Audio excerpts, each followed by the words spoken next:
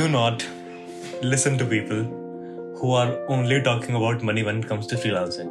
Earn money in your college year so that you know the real importance of it. Knowing how to spend it well is how people get rich. It's not how much money you are making, it's how you're spending it. They had straight up made their minds that I have lost my job because AI is here. Now I'm no longer working. Experiment. Do not limit yourself because of the character that you have given yourself. This podcast is with Sachin Jha from Delhi University.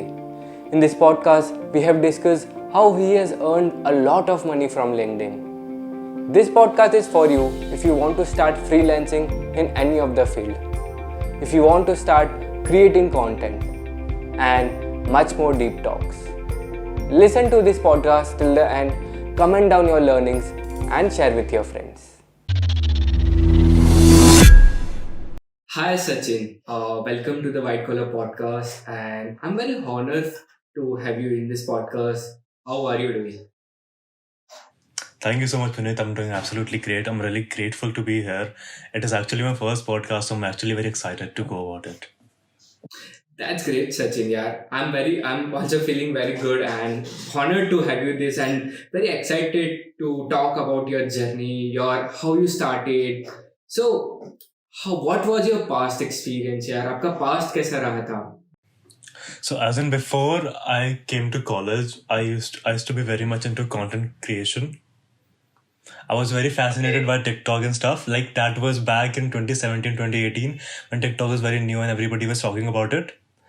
But gradually I shifted into I really wanted to create content. And that when I was in 12th standard, it came to me that I really want to create content. I think this is something that I can create a career in because I saw so many people doing it. Right. So, but it was 12th standard. I had boards and I had to get a good college. I wanted to get into DU. Yeah. So I could not. And it was also COVID back then. Yeah. So I couldn't have taken that risk. Okay, I want to get content creation now. Bahar mein gaya mera 12th. This could not have been like that. Okay. So what I did was that I started writing on Quora as part of my journey. I thought there are a lot of things in life that you feel like you can do it, but when you actually start doing it, then you realize probably it is not my thing. Probably I'm not ready for this. Probably I was just thinking that I'm good at it, but I was actually not. So I thought if I'm actually good at content creation, if I can make a career out of it, then I can also create content in Quora. And if it works, then probably I'm good for content creation. And it did work. I got really good response from people over there. And then after 12th, I got into college. I started writing became my thing then. Okay. For you, content creation means writing content. Video wala content, right? Content creation means everything. I learned video editing. I also started creating on Instagram. But the thing is that I could not continue with it because it requires a lot of time. Yeah. Writing was something that does not take much of my time and also, gets reached to a lot of people. Yeah. Yes. Correct. So that is when I started writing on Quora in 2020. It is 2023 now and it has been over 3 years since I've been writing. Then I got in college. I learned about, there are some things called internships and you have to do them. If you're not doing them, then you will not, get placements at college and stuff. Now, I was never interested in placements. I knew I was from a good college. I'm from a good college, but the placements are not that great. So I thought maybe if I'm not creating content then, and I'm not sitting for placements, then my career is doomed. Right? So that's when I got on LinkedIn. And LinkedIn, I just realized that it is a platform that is evolving now as a social media platform. Earlier, like everybody else, I used to think that it is a job-seeking platform. It is really not. You would see so many people talking about their lives on there. People just used to come there I came on there because I wanted an internship. Because everybody said get on LinkedIn and you'll get an internship. Turns out it can give you a whole lot more. I started creating content. I started growing my network. I networked with people. Now I hate the word network because it is very mechanical in nature. Right? Networking is like you're just making relationships for the sake of it. I want something from you. Sounds very transactional. So network. So when I got on LinkedIn, I started creating content. I got to know about so many people who were like me from DU. Now there was no way else I would have got access to them, right? Like on Instagram, either you know me, either I know you or you know me. It would be very, I don't know, weird for me to, like a little weird and awkward conversation that, hey, how are you? But on LinkedIn, it was very easy because everything about you is over there. I can, if I find something interesting on your profile, I can just come and talk about it to you. So that is when I realized, okay, freelancing is something that I can get my hands on. From there on, I realized that writing is something that I can actually create a career out of, and that is when I learned about how people want to grow on LinkedIn. So what I started doing is that I helped people grow on LinkedIn. I knew how to write on Quora. I learned how to create an audience. I did that for myself, and then I started doing it for other people. That is how it helped.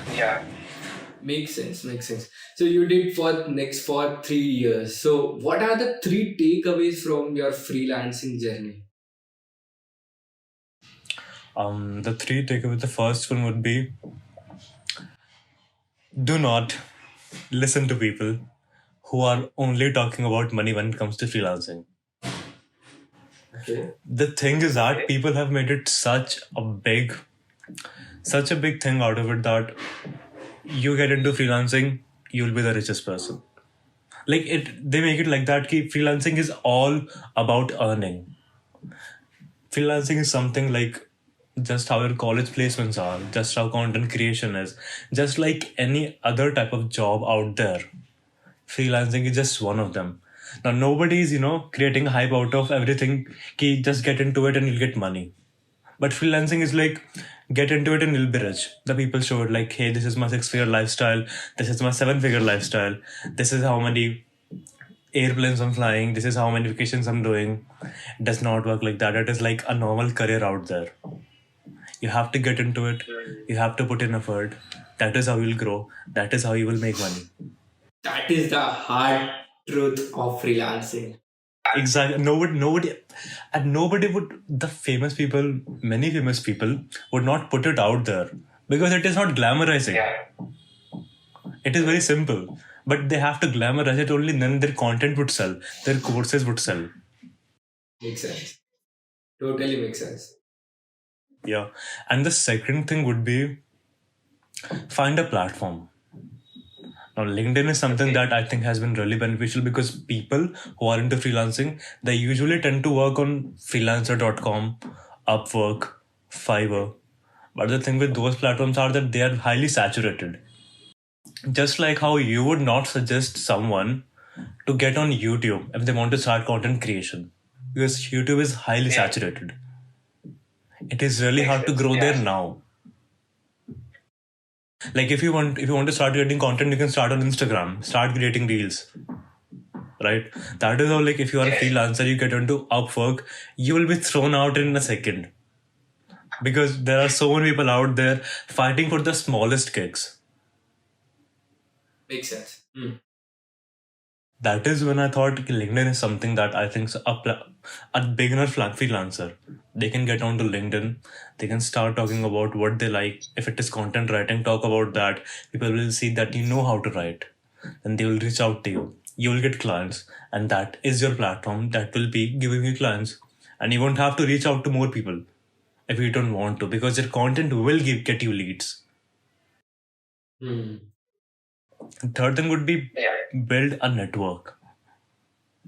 A network is something now very mechanical, but network, you can say, a group of people who work with you.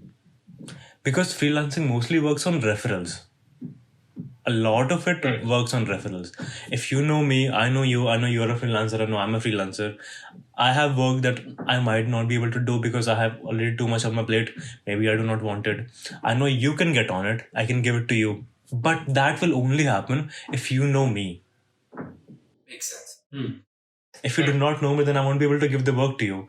And that is why people, I reach out to people, people reach out to me, and that is how the network builds. So even if you're not getting leads through your content, you're not even reaching out to people, you have your solid network to rely on. Makes sense. Makes sense. That's a very great 3 points to like to remember or to know before starting any freelancing journey, because अभी क्या हो चुका है कि यार सब social media पे डाल चुके हैं कि यार दैट्स ये है वो है, हाइप बढ़ा रखा है कि अगर तुम फ्रीलांसिंग में चले जाओगे तो you will earn that much amount of money, but that is not the case. You have to put every single effort जो आप लास्ट ईयर डाल रहे थे and last to last year डाल रहे थे, वही एफर्ट अभी भी डालना पड़ता है, तब जाके वो रिजल्ट दिखता है. So you started with ghost writing and content writing on LinkedIn, but there are other many options for freelancing. ठीक है, तो what are that other options and वो इंसान और how can a person know वो किस में passionate है and interested है? That's a good question, Puneet. If you do not know what you are good at, I would really suggest just start experimenting. Because how I got to know about that I can do ghostwriting is when I was doing content writing for blogs and articles. I was writing for people's websites and I was not really enjoying it at all. The blogs were like really boring for me because I did not like writing 3,000 word articles and the pay was less. But the work was not very interesting either. Like the content creation. I'm not getting any pay out of it from LinkedIn, but I enjoy the process. Right. So that is how, and that is why I did not even like content writing, because it was not paying me very well. And I was not even enjoying the work, which was the most part of why I left it. And that is how I learned about ki, okay, there are people out there who would pay me a lot more if only I could impersonate their persona. If I could just, write for them, if I could just pretend to be them and write for them and they just post it from their accounts and I'll be paid a lot more. That is how I learned about it. Now, how you can find out what you should freelance in is just what do you like to do in general? Like, leave the money part. What do you like to do? Do you like to create on Canva? Do you like to draw? Do you like to paint? Do you like to edit videos? I know people who are into video editing and they earn very well from it, like 2,000 rupees per video, per reel. And that is a good amount. Right? So, makes sense. Just start instead of the most basic mistake that I see people making at this stage is that they just see which niche is paying the most and let's start doing that. They don't realize that the niche that will pay you the most would be something that you are genuinely interested in. So if you're genuinely interested in what you are doing, then you will obviously be better from the rest of the people because you will put in extra work because you enjoy working in it. If I like ghostwriting, then I would, and somebody who does not enjoy ghostwriting, I will be better than him because I like the process. I would want to know more about the client. I would put the story more in a better way. While somebody else who is just doing for the sake of it, he will not enjoy the process. He would just do it for the sake of it and probably would not even succeed as much as I would. Right? Makes sense. So experiment as much as you can and then see which something that you like the most and then start freelancing in it. So you like explore 10 ways, 10 fields. हो सकता है कि 8 चीजें आपको अच्छी नहीं लगेगी, but वो 2 चीजें ही एक्सपेरिमेंट करने में पता चलेगा या this is for me and I am passionate about. Correct. And there are multiple ways like video editing, as you said, Canva designing, and etc. There are a lot of opportunity in this market. Like you just have to passionate about your skills and master your skills to be in the market, right? That's great. So you handle freelancing. You said you are in DU. Okay. How do you handle these things? Because clients का तो आपको पता है यार. कैसा बहुत randomly होता है. And to be honest, this is the hardest truth. यार, clients can ask you to work anytime. You have to work it for that because they are paying and they are God for us because they are paying. They are our clients. ठीक है. So handling that college situations and handling your freelancing clients with your friends, because college life ऐसा होता है यार, friends मजे भी तो कर रहे हैं यार, मैं the working in this area, this very hard hustling, that very hard in this work. How do you handle? I manage all of this by not managing anything at all. Manage नहीं हो पाता because like first of all I'm really grateful for the kind of clients that I've got right now because none of them force me to work. Like if I woke up today, I said I have a cold throat, I said I have a mild fever, I'm not going to be able to submit the work today, they'll be okay with it. Now I have worked with people who were like in the beginning, I want the work today, I want the work now. Or they would call me out at 11 p.m. They would text me at 8 a.m. in the morning and expect me to reply. And that was something that I was like, if I go on to work with people like these, my life would be living hell. Because I don't know, like there are no working hours then, no? I'm working at 11 a.m., working at 8 a.m. There's nothing so fixed as such here. Plus, I have regular college, and now I'm very grateful that I got into DU. I don't think it would have been possible if I were in a private university, because private universities, you have to be at least, I guess, 75% of attendance. You have to maintain that. In my college, it is not that compulsory, so it's like I rarely go like once a month, twice a month. Oh man, that is that's a great leverage you have.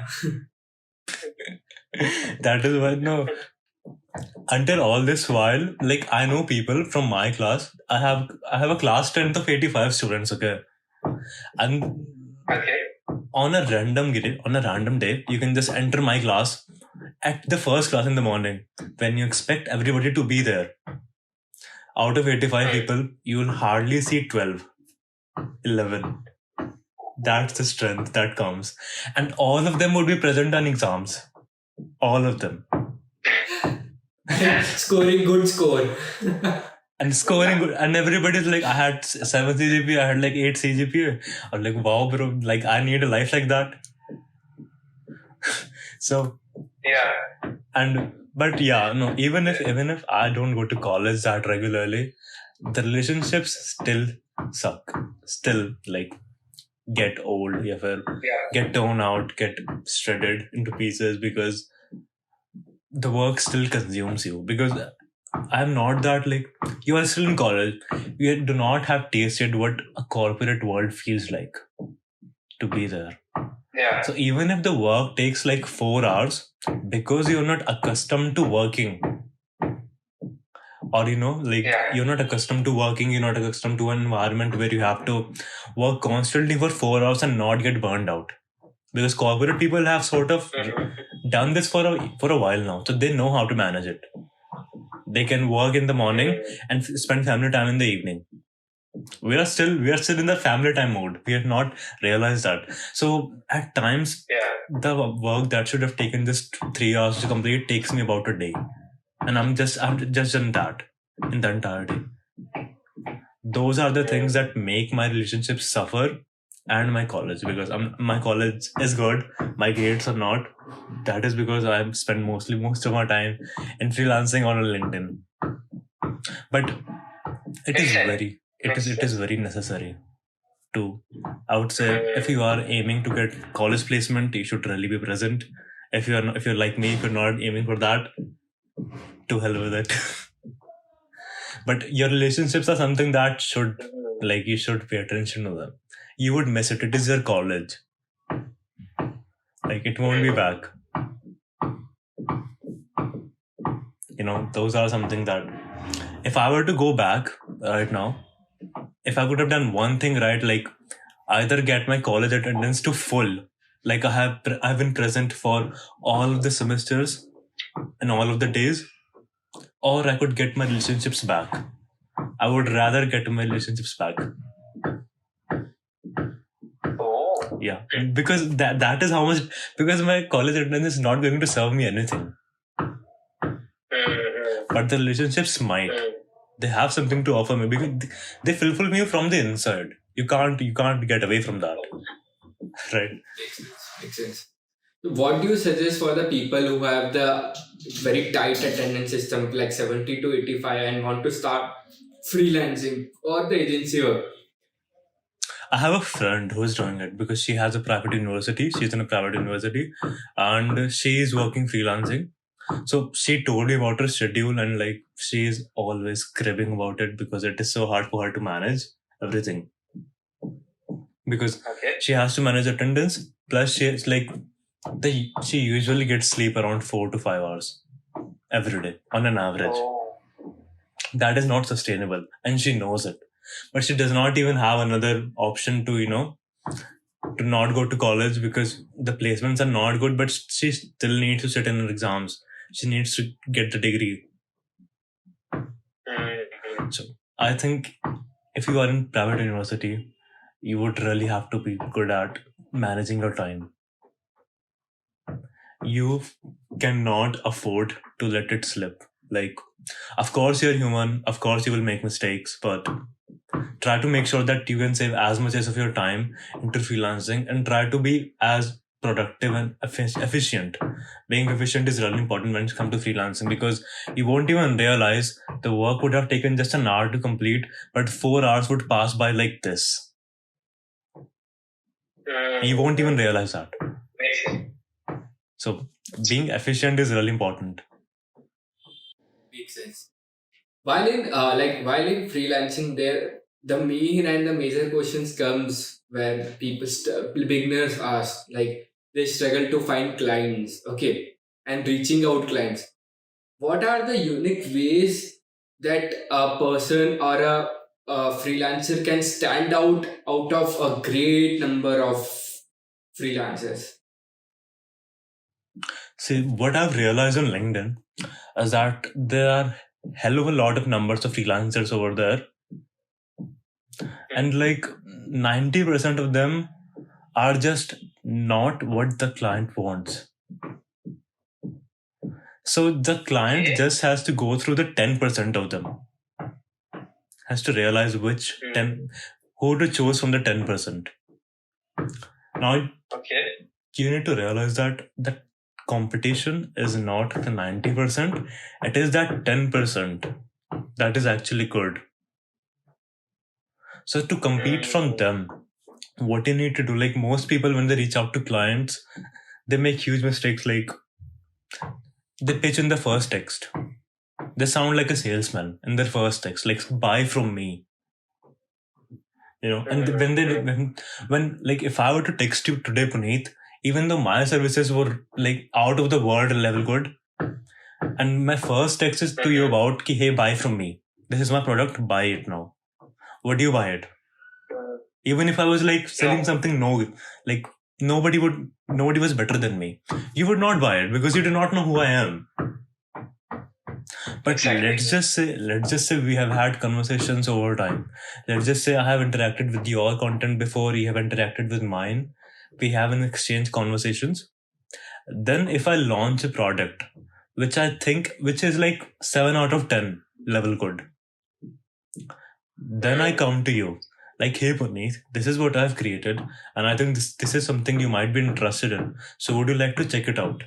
Now you might want to see what is it, right? Because we have a good relationship, so you might want to see what I'm selling.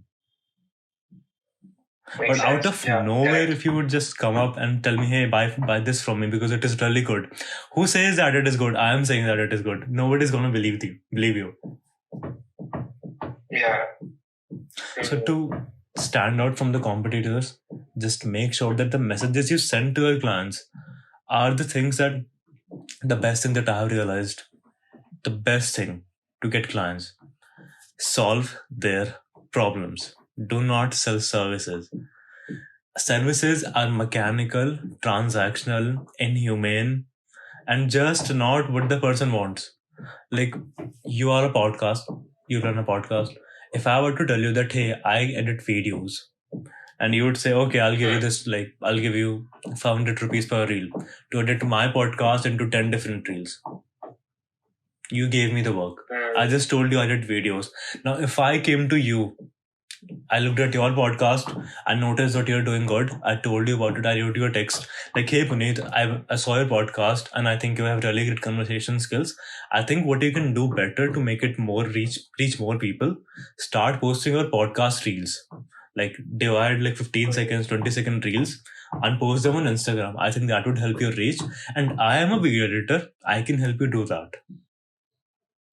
Now I'm solving a problem. You are a podcast. You want your podcast to reach as many people as you want. Now, as a freelancer, I'm helping you do that. I'm helping you establish another presence on another platform. Correct. You would want to pay me more because I solved your problem. That is what freelancers need to realize, that if you solve their problems, that is when they feel like, okay, this is someone that I would want to work with. Makes sense, Sachin. That's a great very point, which is we should note it before pitching clients or before reaching clients, because this is the correct way to reach out clients and to stand out of the your competitors. Correct. So moving ahead, what is personal brand and why is it so important to have in these days? I think a personal brand is something, is that trust of people for you as a person. The amount of trust I have in you as a person, I think that is, the more trust I have, I think the stronger your personal brand is. And personal brand is something that is a little overhyped on LinkedIn. Not overhyped, but like overly exaggerated, Like, just because you get to 1,000 likes on your post does not mean you will sell products. Right? But even if you get 100 likes on your post, but the 100 people that are liking your post know that you have value to offer, know that what you are posting has something valuable, it is helping people. They know that if you are selling us a product, if you have launched a product, they know that it is going to help them. And your personal brand is stronger than someone with 1,000 likes. Right? Like, I was just reading this article on Medium the other day, and there was this Instagram influencer who has around 2.8 million followers now, has a verified account. She's a fashion influencer, lifestyle influencer. She goes out on beaches. She does all the regular Instagram stuff where you are posting, the regular softcore. So that kind of content. And what happened is that she collaborated with a brand, and that brand has asked her to sell 36 t-shirts on her Instagram.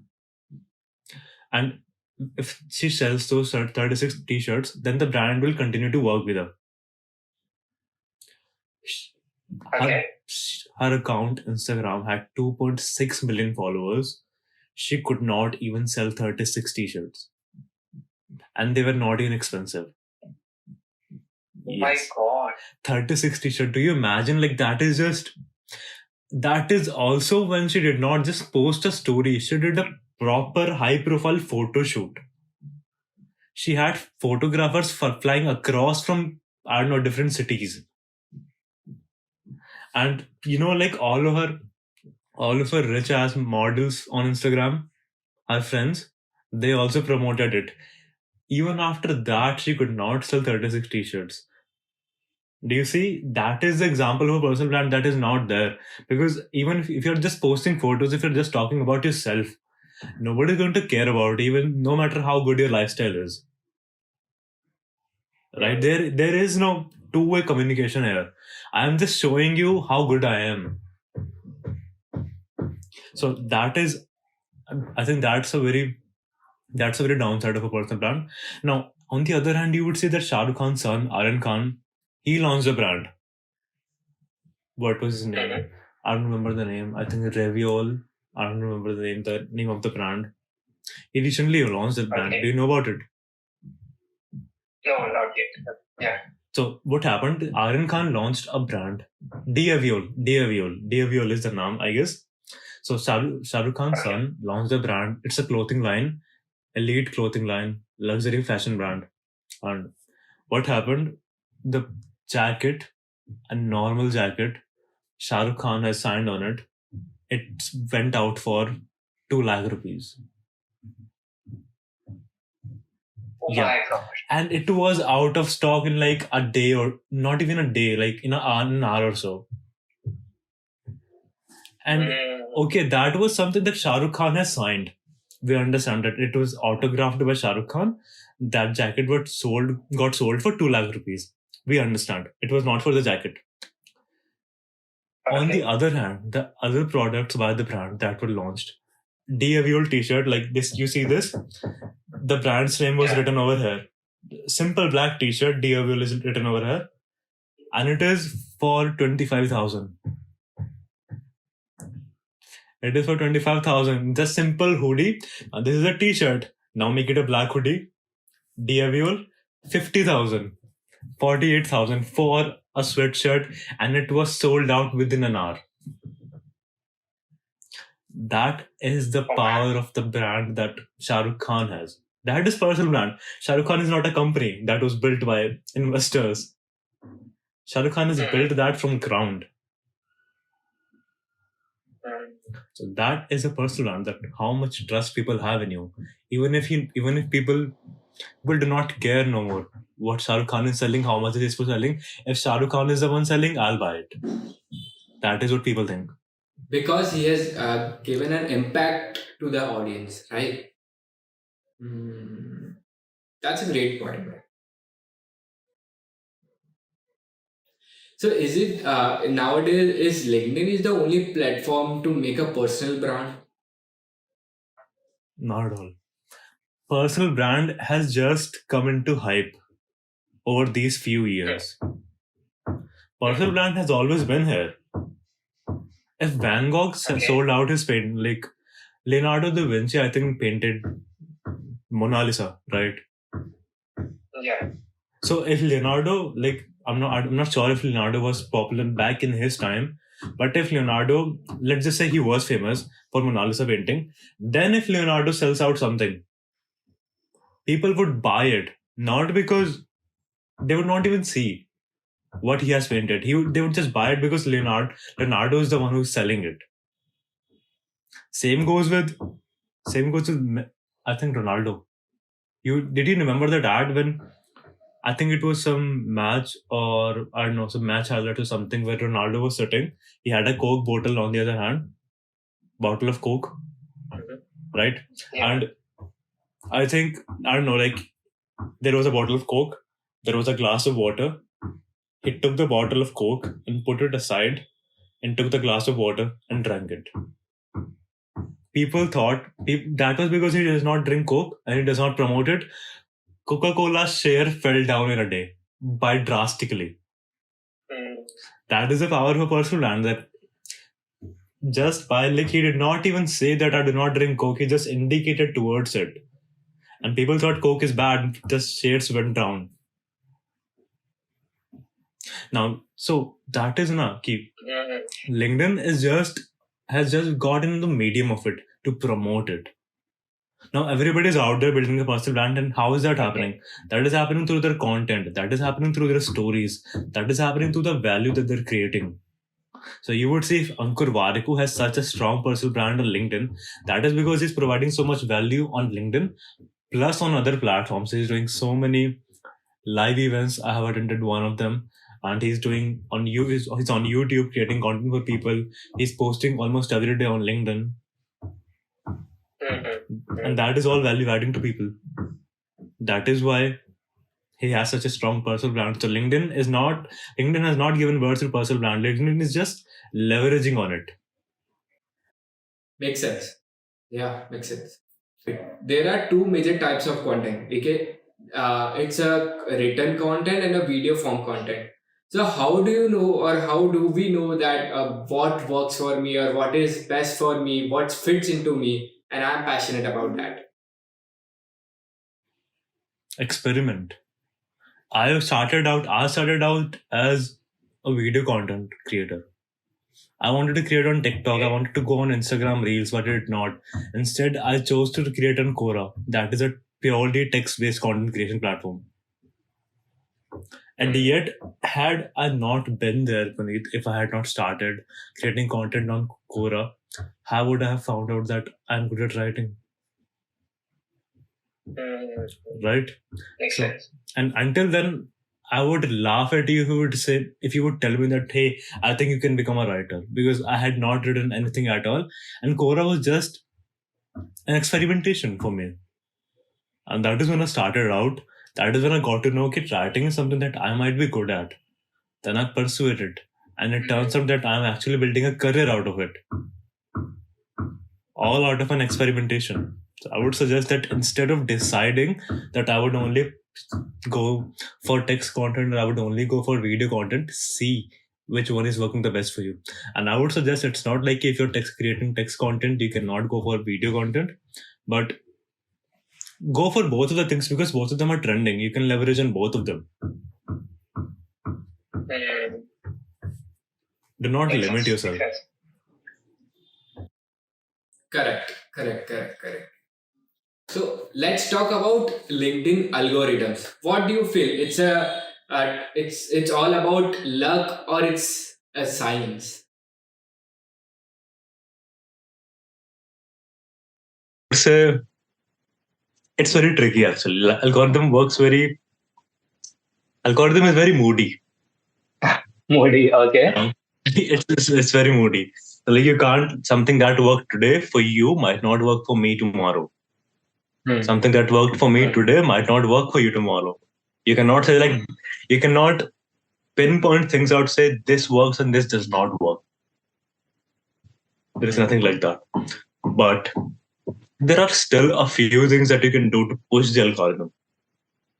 Okay. Like I usually try to post images in my pictures, mostly always, because if an image post is there, the algorithm pushes it.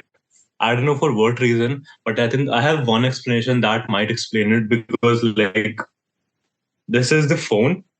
Okay. A text post appears on your LinkedIn feed. It covers like this much, right? This much. But if an image post appears, it covers like this much of your feed. So if this much is, if your feed is covered by a text post, you might miss it. Even if you like it, even if it is a good post, you might miss it because it is just covering this much part of your area. But if the post is this much, you will be forced to see what image is there, what the hook is about, what the post is about.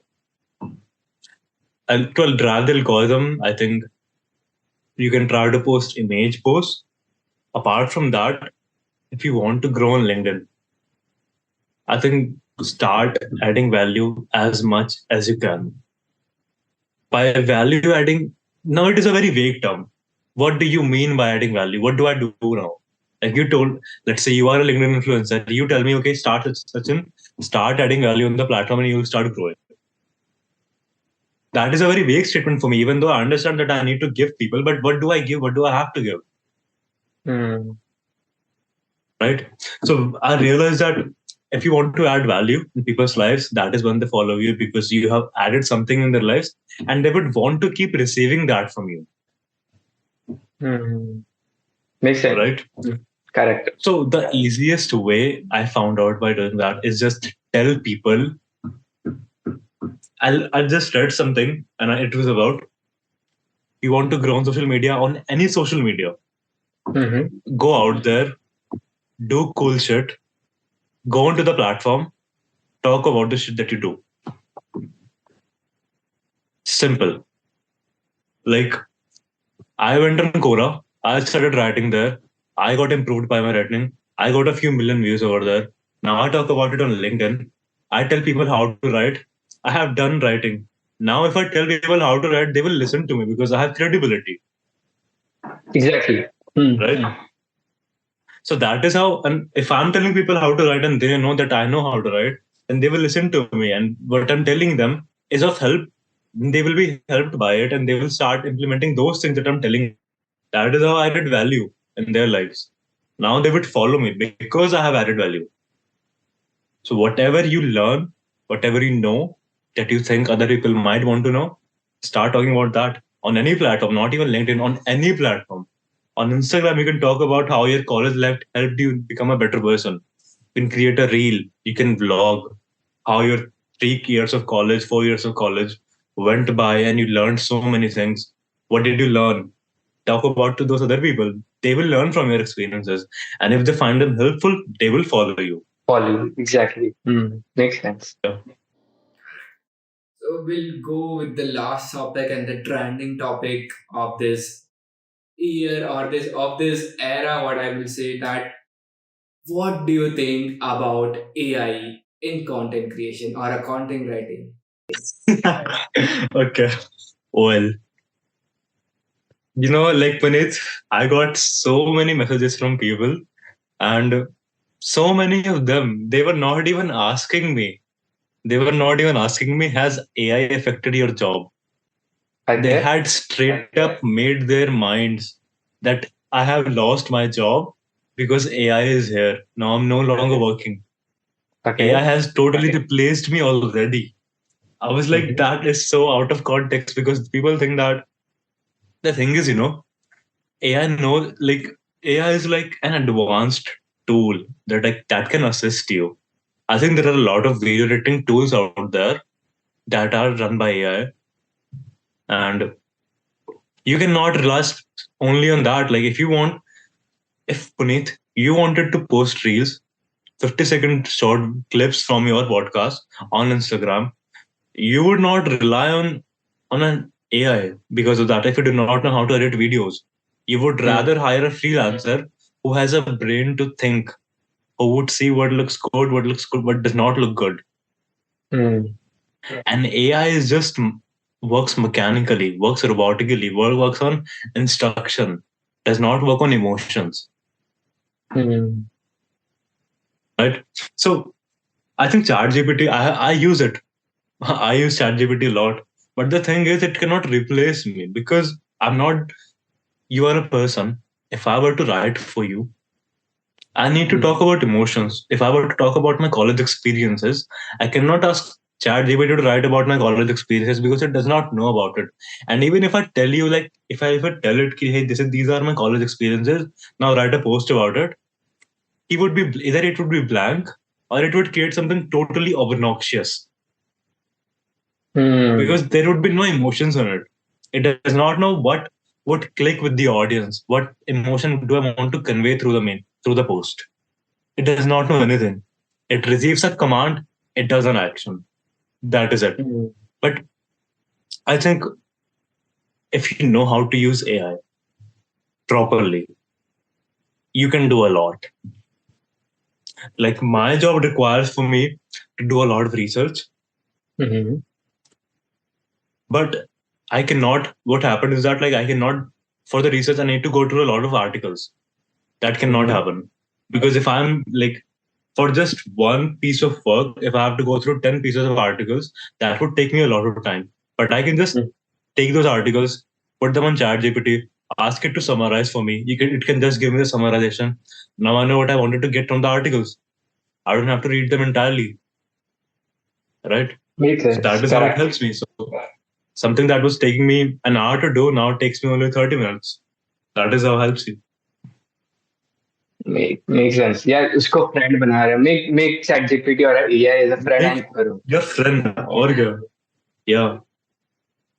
Why That's do you have correct. to compete against machine? That's not Hmm. even like a competition until now. Who knows if Iron Man actually like you have seen Iron Man? Which one was it? This man the robot takes over the world. I think Hmm. Ultron, Age of Ultron, Age of It's a- Ultron. yeah. Yeah, so the Age of Ultron has not come yet. So like make it a friend until then. That's great a point. That's a great point. Yeah. Will like ending to it. What three advice you would like to give to college students who are currently in college or doing freelancing or any like spending time on colleges to make their college life more worth it, more meaningful. Like they can be a better version of their self after they graduate.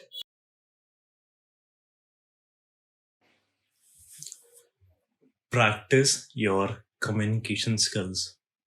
Puneet, if we were doing this podcast earlier next year, last year, it would have been really impossible for me to talk like this. I'm not saying I'm very good, but I'm saying that even if to just talk about my opinions, just to put forth what I think, it would have been really impossible for me because I would not have been sure about what I think, what do I need to say, how do I say it. So practice your communication skills, and how I polish that is by randomly walking up to people and and initiating a conversation with them. Like in college, I would just, if I find somebody cool, I think, hey, this guy dresses really cool. I would just go up to them. I would start a conversation. I'll tell them, hey, your sneakers look great or your t-shirt looks great. How are you? You know, get their name, start talking to them. Now they are a friend. I got to know about how to initiate a conversation with a stranger, and done this like 100 times in my life now, and like in just a year or two because of college. So, and that is how I got to know about key. Okay, how do you comfort someone when you start a conversation with them? Because if randomly somebody comes up to you and start talking about something, you would be a little awkward and taken back. So, how do you comfort someone when you are initiating a conversation with them? So communication skills would, you cannot live without them if you do not know how to talk properly. You would be taken away from a lot of opportunities. Apart from that, second thing would be experiment. Do not limit yourself because of the character that you have given yourself. Like, I think we all live in a sort of bubble. Ki, like, this is part of my personality, this isn't part of my personality, this is not, this is it.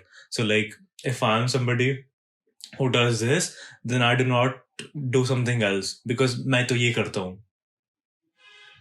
So instead of like, if I hang around with a certain kind of people, then that I totally like, I would obviously limit myself from hanging out with other kind of people, and that is where I go wrong. Hang around with as many people of different kinds as possible. I get in an Uber, I start talking to the driver about how his life is. Like, I remember talking about to an Uber driver for like 2 hours straight. His life, his kids, his wife, his children, everything about him. I got to know learn a lot. How do Uber drivers get paid?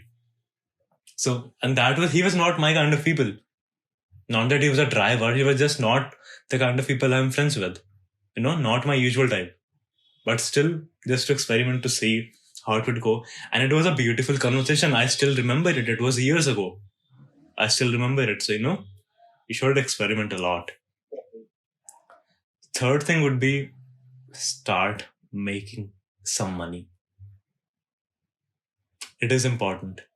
Like, even if you're earning just like a very little less, earn money in your college year so that you know the real importance of it. So when you pass out from college, you are not dependent on your parents, and even if you are, you will at least understand the value of money, which is really important. If you do not understand the value, then how will you, even if you earn? Because Pata Puneet, I have been earning for like for a year now, almost a year. And one thing that I've realized is that earning is not the hardest part. It's managing it, managing the money that you've earned.